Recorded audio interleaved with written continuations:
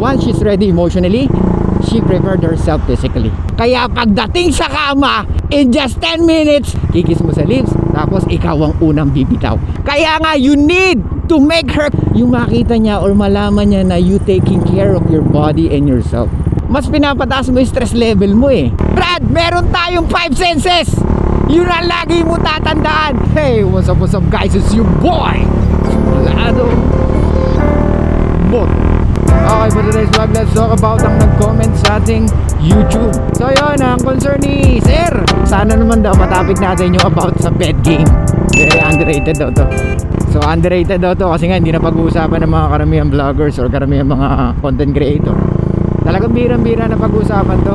Kasi nga, more on ano tayo, dating tips, more on dating advice, more on how to attract women, di ba? Ganun tayo eh. Kumbaga, more on talagang how to minimize the pain or paano natin ma-minimize yung ma-take advantage tayo dahil sa kapabayaan na rin natin mga lalaki.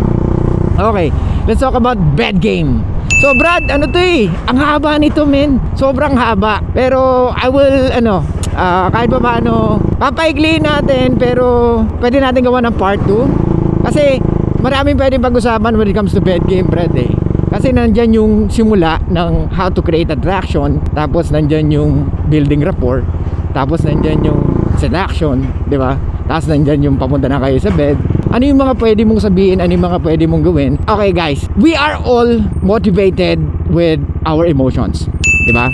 So kahit mapa lalaki, mapa babae, pero sa babae kasi mas strong nga lang yung motivation nila. Kaya mas mabilis sila ma-motivate ng emotions nila kumpara sa ating mga lalaki, kasi mas matindi yung logical thinking natin kumpara sa kanila. Kaya nga ang babaeng business minded or yung mga babae na very practical, yan yung mga mahirap i-lead kasi nga both of you are logical. So how can you lead a woman na parehas kayo mag-isip? Kasi lagi talaga kayo magtatalo kumpara sa babae na nakikita niya yung sarili niya na, so kung ang babae talagang umaasa na parang lalaki, so don't expect na malilid mo siya ng properly. Okay, let's go back. So bed game, Brad, dawap badas again. So sabi dun sa libro na yun, when it comes to attraction or making rapport or having a rapport with women, you need to be a boy, like a boy, playful, joker, funny, di ba? Kaya nga hindi pwedeng all the way you are a boy, di ba?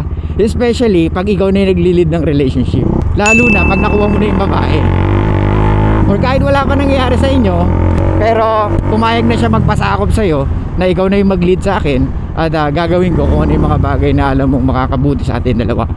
So, you need to be a man, bro. You need to be a fucking man. Dapat meron kang yag balls. Kasi hindi pwede na imo-imo ka tapos gusto mo mag-lead ng babae. Eh kung sarili mong emotions hindi mo ma-lead, gusto mo pa mag-lead ng maraming babae. Hindi ko nakikita yung ano doon, rationale doon. Brad, please do self-reflect. Am I emotional man? Lagi ba ako naiinis? Lagi ba ako naiinis sa mga small things? Pag ganun ka, putya, mag-isip-isip ka. Kailangan mo sanayin yung sarili mo na hindi ka maapektuhan sa maliliit na bagay dahil pambabae yan.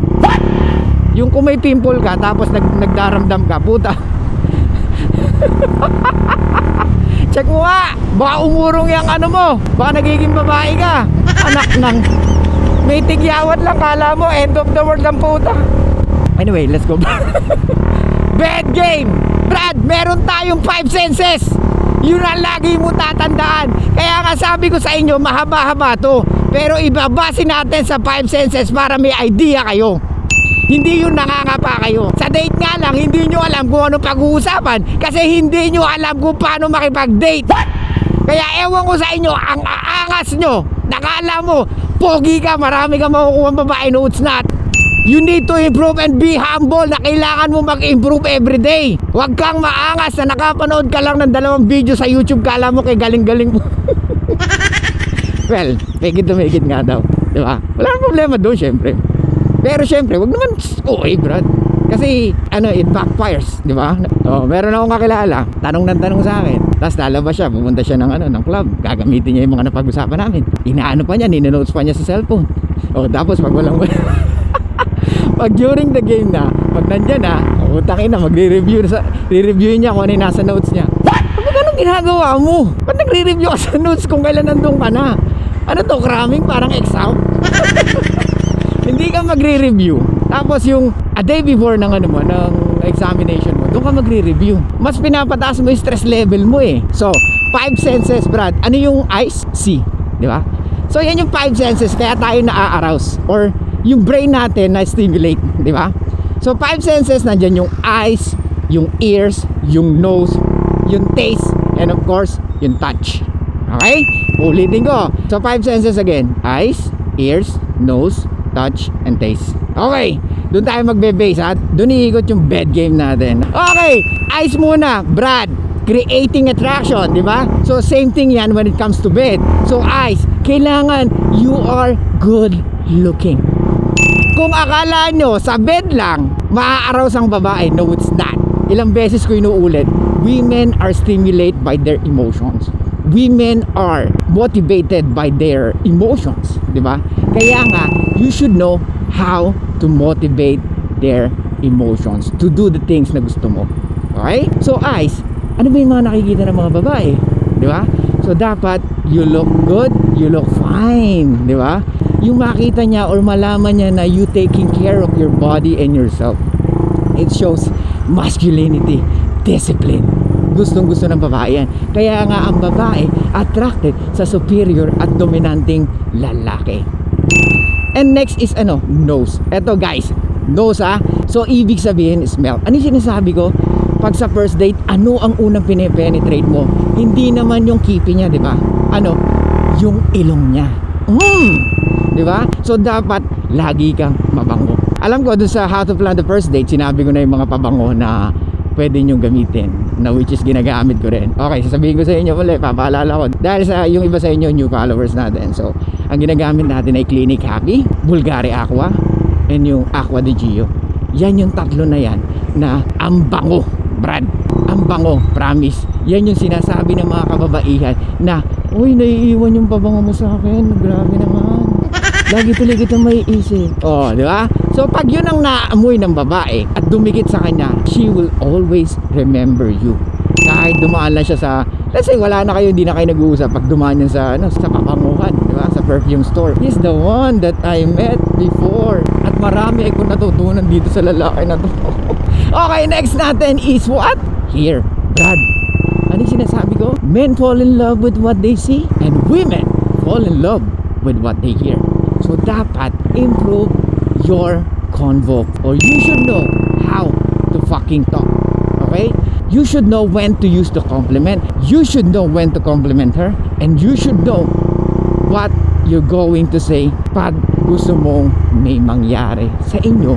Kasi ikaw ang lalaki, ikaw ang nagsiset ng tone. Tandaan mo yan. Okay, it's very seldom for women to initiate the bed game, the sex, di ba? Alam na mga babae, because yun nga, meron silang ano, slut shaming, na pag ginawa niya yun, it looks like na iisipin mo, sasabihin mo, parang masyadong wild yata si girl ngayon, di ba? Parang hindi totoo yung mga pinakikita niya sa akin. Brad, sino mas maraming ano, nerve ending na sensitive ang private part? Sino mas marami? Women or men? Babae. Okay? Yung kipi ng babae, mas marami daw nerve ending, so mas sensitive siya. So especially sa touch, kumpara sa ating mga lalaki. So ibig sabihin, we as a men, we are only vocal when it comes to sex, but women is when it comes to how they feel. Kaya nga they getting wild. Pag yung lalaki na gusto nila or gustong gusto nila, talagang todo bigay sila. Kumbaga, sige lahat, tatry ko dahil ikaw naman yan. Pero sa'yo ko lang tatry to, hindi sa ibang lalaki, or never ko na-try to sa ibang lalaki. Yung mga ganun babae guys, totoo yun. I never tried this before. May mga ganun naman, may mga nagsasabi naman na totoo. Kasi ang babae, syempre, alam mo naman yan, they use their fantasy, di ba? So dapat, yung unang ginagawa natin, words by words, alam mo dapat yung mga sasabihin mo. Alam mo dapat kung paano siya i-compliment. Alam mo dapat kung kailan mo siya i-compliment. Ano yung mga insecurities niya? Dapat kahit pa paano alam mo yan, di ba? So dun mo siya babanatan. What? Pangit. Babanatan is, I mean, dun mo siya dapat i-compliment na it's totally fucking fine. Yung iba kasing babae, alam mo, na-insecure sila pag sobrang laki ng cherry nila. Or let's say, for example, medyo mataba yung pisngi niya, di ba? So, i-compliment mo siya in a way na, actually, it's totally fine. Ewan ko sa iyo ha, kasi iba yung nakikita mo yung sa sarili mo. Ako kasi iba yung nakikita ko. Pero, dapat andun pa rin yung reality na sasabihin mo. Maganda ka pa rin sa paningin ko. Promise. Yun mo. Diyan mo nga ako nakuha sa face mo eh. Ay! So ba't ko sinasabi yung Brad? Sinasabi ko yun nga. Hearing bro, kung ano yung naririnig niya, hindi niya dapat marinig na tama-tama ako, sabi ng boyfriend ko, nakakainis. All people, di ba? May mga babaeng sensitive, lalo na pag ovulation phase, di ba? So syempre magbabago yung mood. So dapat ikaw ang lalaki, you know how to drive, you know how to set the tone, you know how to make a conversation na magpo-fall dun sa mga gusto niya. Okay? So hearing, Brad. So nakailan na tayo? Eyes, nose, smell, and ear, hearing. Okay, next is touch. Nandyan yung mga pa-touch-touch ka, especially on her ovulation phase. You always touch her, bro. Hold her hands. Ang babae na in a relationship, laging gusto niya nakakunyapin, laging gusto niya nakahug. Ano ibig ko sabihin doon? Brad, sinabi ko na to sa mga ibang content natin. Ano lumalabas na hormone pag ang babae laging nakahag sa lalaki, kaya nga mas mabilis mailabang babae pag madalas na silang bembangin ng lalaki or madalas na sila nakikipagbembangan sa lalaki. Why? Kasi nga doon na yung katawan nila is nagre-release ng oxytocin. Ewan ko sa mga new followers natin nandyan yan, Brad, nandyan yan sa content natin, hanapin nyo. Okay, oxytocin. So the more na lagi siya nakahag sa'yo, kasi oxytocin is a hormone for mother and child bond. So nakaka-form ng bond. So same thing sa relationship. Paglabas pa lang natin sa tiyan ng nanay natin, kaya nga nilalagay tayo ng nurse sa dibdib ng nanay natin, it's because para mag-form tayo ng bond sa mother natin. Okay? So same thing sa relationship. Kaya nga, Brad, before and after the sex, make sure you are still touchy, especially after the sex.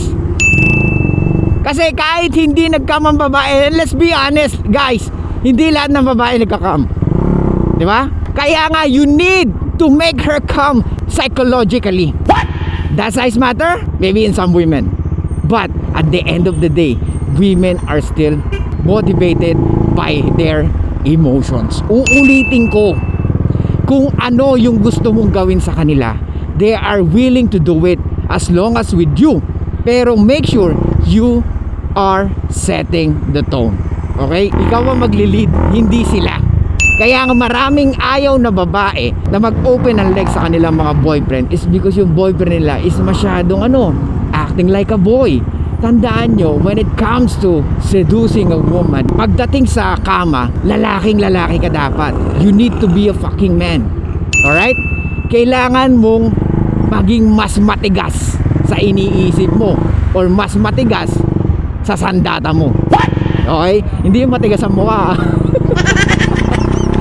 So bed game. So na tayo? Touch, di ba? So touch, napaka-importante, Brad. You need to always touch her. Okay? Not to the point naman na parang minamanyak mo. Wag naman ganun. Nandyan yung pabitin-bitin. Nandyan yung ikikis mo tapos bigla kang titigil. Nandyan yung aamuin mo yung leeg, di ba? Nandyan yung kikis mo sa kamay pag magkasama kayo. Pero laging pabitin. Okay? Kikis mo sa lips, tapos ikaw ang unang bibitaw. Kahit sa first date nakakuha ka ng first kiss, nagpe-French kiss kayo, ikaw ang bumitaw. Napaka-powerful nun, Brad. Kasi ang pinapagana mo doon is your body language. Na she will feel more safe kasi ikaw ang unang umaayaw. Hindi ka, you don't look needy, you don't look parang uhaw, hindi ka thirsty. Brad, iba ang logic ng babae. The more na inaayaw natin sila, the more they want more. The more na tinatanggihan natin sila, the more they want more. That's the fucking psychology of sex. Okay? So 5 senses to, Brad, And next is what? Taste. So paano tayo mapupunta sa taste? Brad, kung paano mo naaamoy ang isang tao, same thing kung paano mo siya nalalasahan, sabi nga nila. Kaya nga di ba pag nakaamoy ka ng ulam, shit, ang bango naman ito, sinigang. Shit, ang bango naman ito, adobo. Di ba? Shit, ang bango naman yan, anong luto yan? So parang nalalasahan mo kasi naaamoy mo na. Tama? So kung mabango ka, parang nalalasahan ka na niya. Kaya always take care of yourself. Okay? Hygiene, Brad. Hygiene. Hindi yung pagdila niya sa balat mo, puta, ang alat mo. Hindi yung pag-kiss niya sa'yo, Pucha, may nakuha pa sa hindi, wag. Masyadong baboy yun ha. Ang pangit. So tandaan nyo brad ha, kung ano yung naaamoy nyo, same thing na pwede mong malasahan. Okay? Kaya nga, uulitin ko, pag niluto na ng tatay mo or ng nanay mo yung paborito mong ulam, gutom na gutom ka. So same thing sa babae, because we anchor emotions doon sa utak niya.